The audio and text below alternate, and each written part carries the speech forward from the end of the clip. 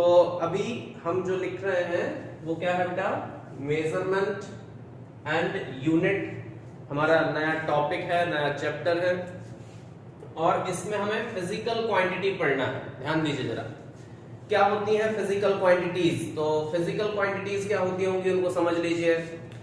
ऐसी सबसे पहले इंपॉर्टेंट तो मतलब आता है यहाँ पर इसका क्वांटिटी का। क्वांटिटी क्या होता है, क्वांटिटी और वो भी फिजिकल क्वांटिटी। तो क्वांटिटी कई बार बच्चों के दिमाग में आता है, क्वांटिटी मींस कोई एक बल्क है, कोई एक अमाउंट है, एक बहुत बड़ा एक नंबर हो सकता है, कुछ भी हो सकता है, ऐसा लोग मानते हैं कि क्वांटिटी क्या है। तो क्वांटिटी क्या होती होगी, ऐसी कोई सी भी चीज जिसको हम एक डेफिनेट मेजरमेंट जिसका हम कर सकें, ठीक है ना, जिसका हम कोई एक मेजरमेंट कर सकें। Anything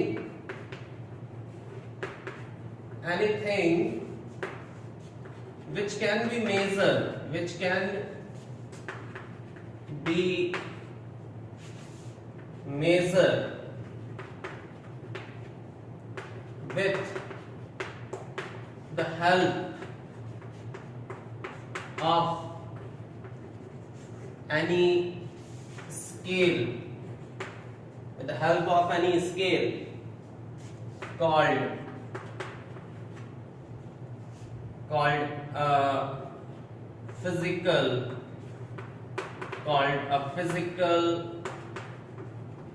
quantity। क्या बोलते हैं उसको, हम एक फिजिकल क्वांटिटी बोलते हैं, ठीक है ना। Anything which can be measured with the help of a scale, with the help of a definite scale और any scale is called a physical quantity, ठीक है। It can be measured, it can be measured directly और indirectly। इसको हम directly measure कर सकते हैं और इनडायरेक्टली भी हम इसको क्या कर सकते हैं, मेजर कर सकते हैं, ठीक है ना बेटा। तो जब भी हम किसी एक क्वांटिटी का मेजरमेंट करते हैं, ध्यान रखिए, जब भी हम किसी एक क्वांटिटी का मेजरमेंट करते हैं तो anything which can be measured with the help of a definite scale called a physical quantity and it can be measured directly और इनडायरेक्टली। क्लियर है। तो जब भी हम किसी एक क्वांटिटी का मेजरमेंट करें, ध्यान रखिएगा, जब भी हम किसी एक क्वांटिटी का मेजरमेंट करें तो क्वांटिटी होती क्या है, सबसे पहले तो समझ ले क्वांटिटी है क्या। जैसे आप किन किन चीजों को नाप सकते हो वो क्वांटिटी कहलाएंगी। जैसे हम आपको फॉर एग्जांपल हम समझते हैं कि क्वांटिटी क्या क्या हो सकती है। हम लेंथ को नाप सकते हैं, तो definitely length is a quantity. Length क्या है, एक क्वांटिटी है। तो हम जब इस चीज को नाप सकते हैं तो वो क्या कहलाएगी, वो उसकी क्वांटिटी कहलाएगी। उसी तरह से अगर हम कहें किसी एक बॉडी का मास हम नाप सकते हैं तो डेफिनेटली वो एक क्वांटिटी है। हम टाइम को नाप सकते हैं तो ये क्या है, एक क्वांटिटी है, ठीक है। अगर हम किसी एक मेजरमेंट में सपोज हमने लिखा एरिया, तो एरिया भी बेटा एक क्वांटिटी है। आप टेम्परेचर नाप सकते हो तो डेफिनेटली टेम्परेचर भी क्या होगा, एक क्वांटिटी होगी। तो anything which can be measured with the help of a definite scale, जिसका नापने का कोई एक डेफिनेट स्केल हो तो उसको हम क्या बोलते हैं, एक क्वांटिटी बोलते हैं। बात समझ में आई। किसी भी चीज जिसको हम नाप सकते हैं तो उसके लिए हम क्या बोलेंगे कि वो हमारे पास एक क्वांटिटी है। तो जितनी भी चीजें आप नाप सकते हो, और किस किस को नाप सकते हो, कि टाइम को नाप सकते हो, वॉल्यूम नाप सकते हो, तो वॉल्यूम इज अ क्वांटिटी, ठीक है ना। वॉल्यूम भी क्या है बेटा, उसकी एक क्वांटिटी है। और क्या नाप सकते हो आप, हाइट नाप सकते हो, तो height is a quantity. Current को हम नाप सकते हैं तो करंट इज अ क्वांटिटी। तो anything which can be measured with the help of a definite scale is known as a physical quantity. लिखिए, हमने देखा फिजिकल क्वांटिटी क्या होती है। अब हम देख रहे हैं मेजरमेंट।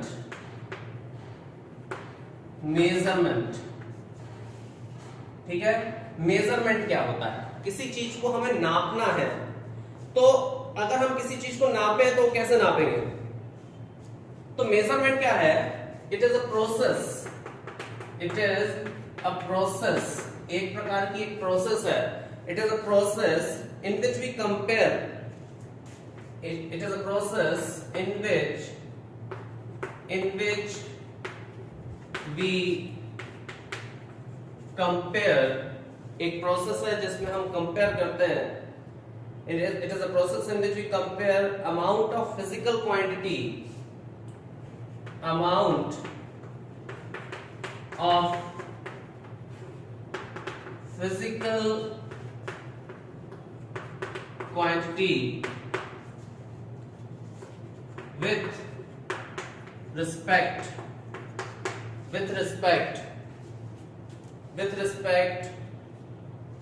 to the standard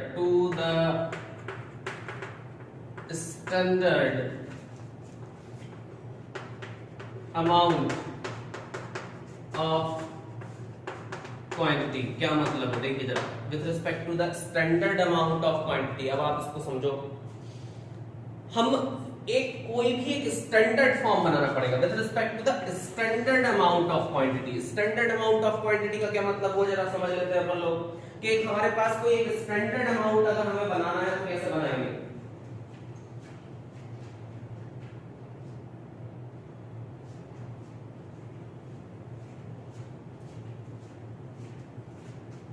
ध्यान दीजिए, अगर हमें कोई क्वांटिटी का मेजरमेंट करना है तो हम उसका स्टैंडर्ड अमाउंट कैसे बनाएंगे वो समझ लेते हैं।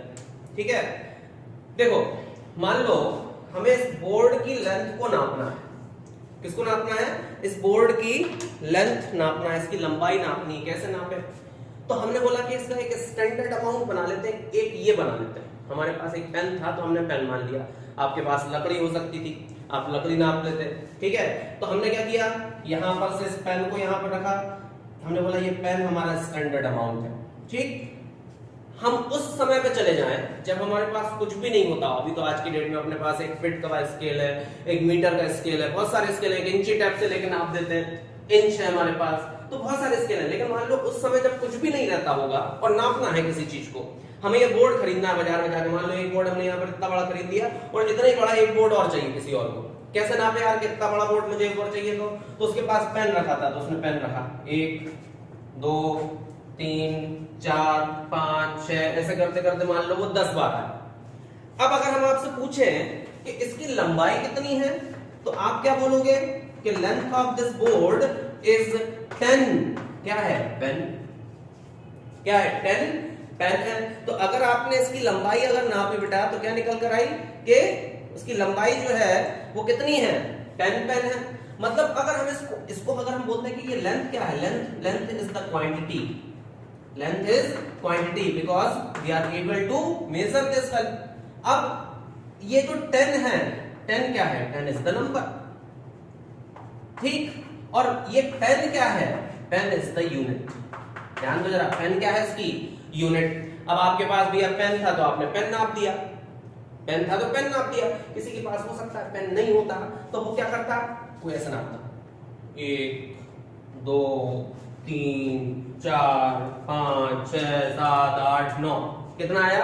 9 बार आया। अब कंडीशन क्या बनी कि जब उसने इस तरह से नापा होता, तो अगर अब इस समय कोई दूसरा व्यक्ति बहुत पूछता कि भैया इसकी लेंथ कितनी है, तो आप बोलते 9। और 9 को क्या नापे अपन ने? वो 9 अपन ने नापे शायद, क्या बोलते हैं उसको, बित्ता है। तो बित्ता क्या हो गई? इसकी यूनिट हो गई। तो अब अगर आप लोग इस चीज को समझो कि 9 क्या है बेटा? नंबर है।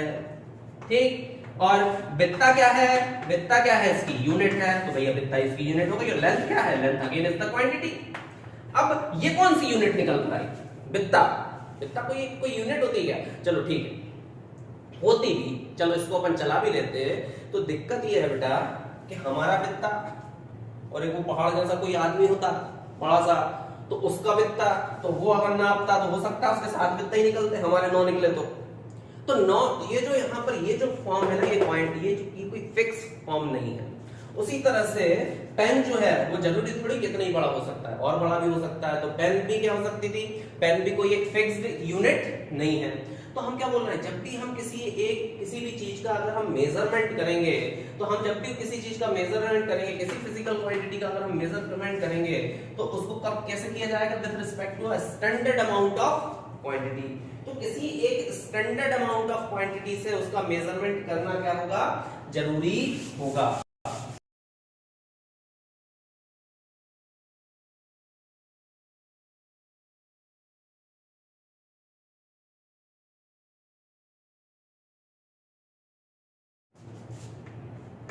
for the measurement of a physical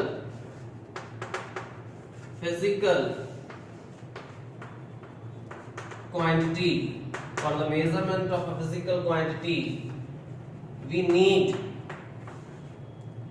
to measure its magnitude. We need to measure its magnitude with respect. We need to measure its magnitude with respect to a standard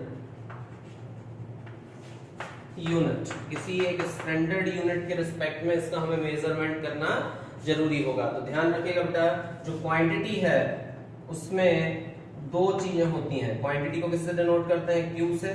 and it consist of numerical value and unit. लिखिए जरा जल्दी से इसको, फिर आगे लिखते हैं.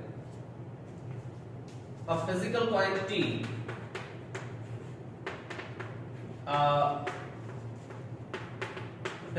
Quantity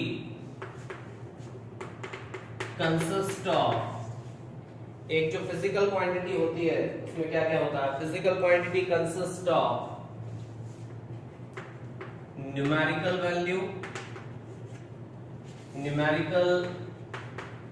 value and its unit.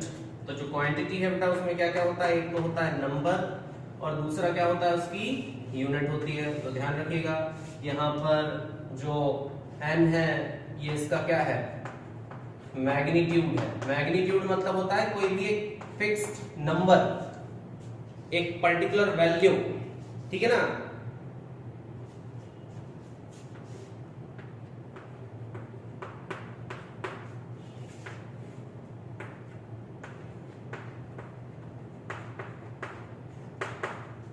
तो क्या है यहां पर?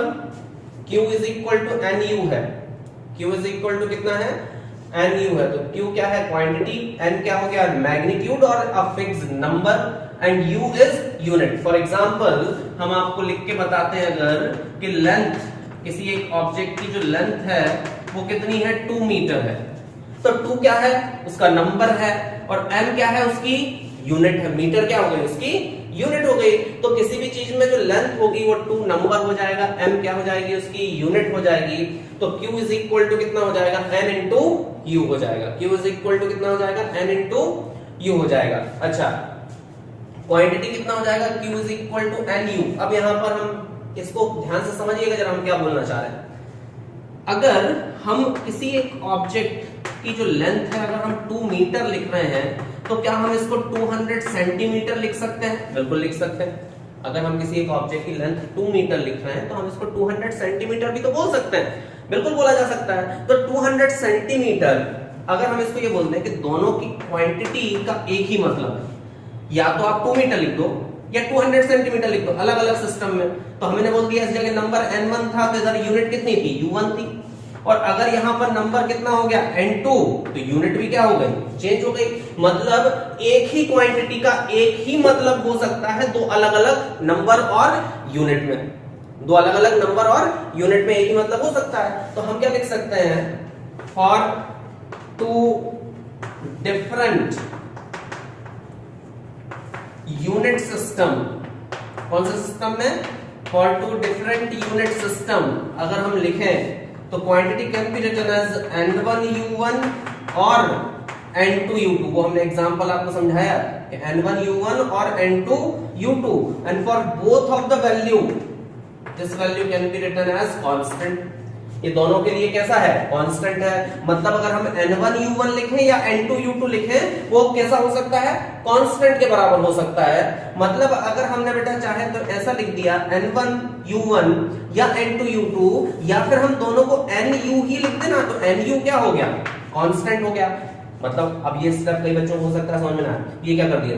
अगर हम बोल रहे हैं n1u1 और n2u2 दोनों कांस्टेंट है तो या तो n1u1 कांस्टेंट है या n2u2 कांस्टेंट है. मतलब दोनों है एक ही चीज. मतलब nu की वैल्यू कैसी है? हमेशा कांस्टेंट है for a particular for a particular quantity, ठीक है।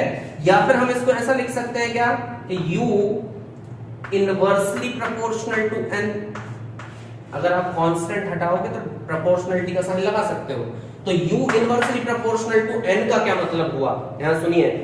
इनवर्स का मतलब होता है कि एक बड़ा तो दूसरा छोटा।